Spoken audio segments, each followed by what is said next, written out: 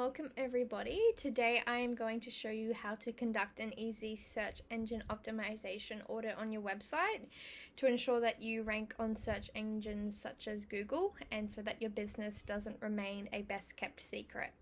Now, while an audit on your website may sound redundant, especially if you have a website developer that designs and creates and builds your website for you, it will ensure that everything stays up to date and is best practice. This is because most website developers don't actually include search engine optimization on your website within their normal standard packages, as it's usually something you have to ask for.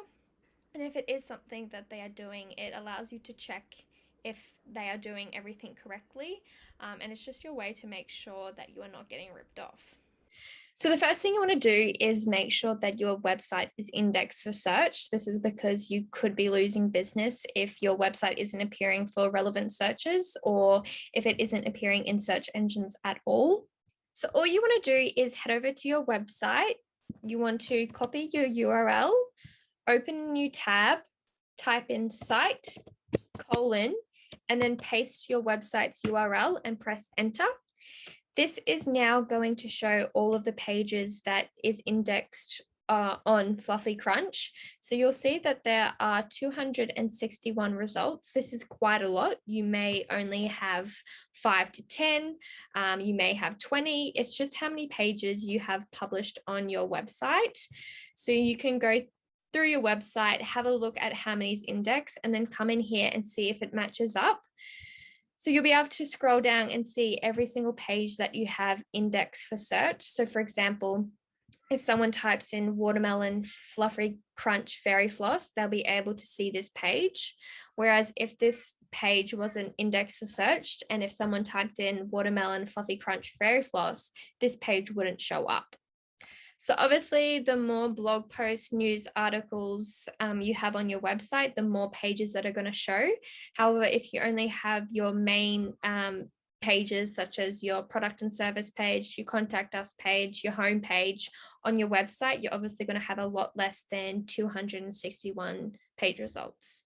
The second audit you want to conduct on your website is to make sure that your meta title and descriptions comply with Google's recommendations.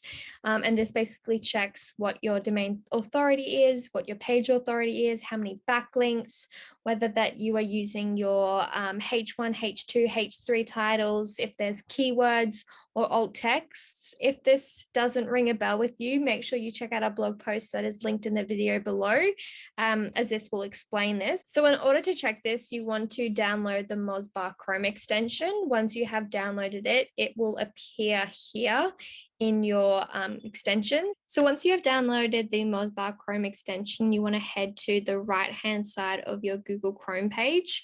You will have to use Google Chrome as the Mozbar extension is only available on Google Chrome.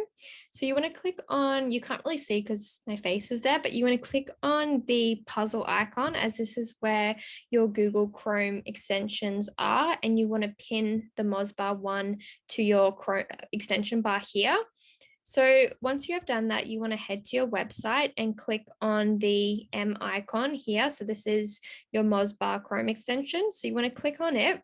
So you will see the Mozbar Chrome extension here. It's just a little rectangle at the top of each web page. So you do need to sign up for the free version. And once you do that, you want to log in. And this is when you can get all of this data. If you have logged in and you still can't see this, you want to head to the settings button right here, log out, and then log back in. You also want to make sure that your cookies are disabled for this page.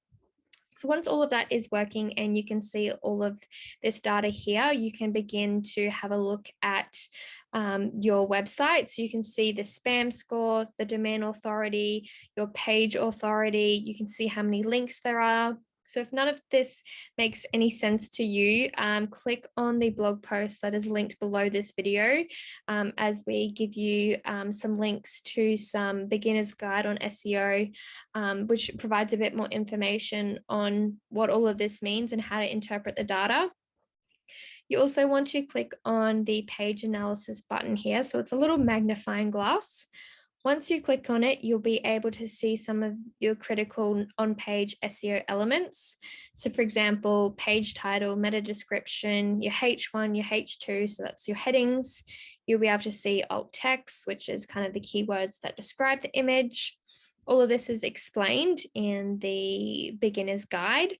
So basically, if you don't have a meta description, or for example, H1, as you can see, it'll say not found. So for example, if let's say your meta description says not found, but you head over to site your website and can see that your homepage, which is indexed for search, does have a description, a meta description here, you'll know that you actually haven't inputted your own meta description, but Google has acknowledged this and has pulled together a summary of what they think this page is and has listed it here.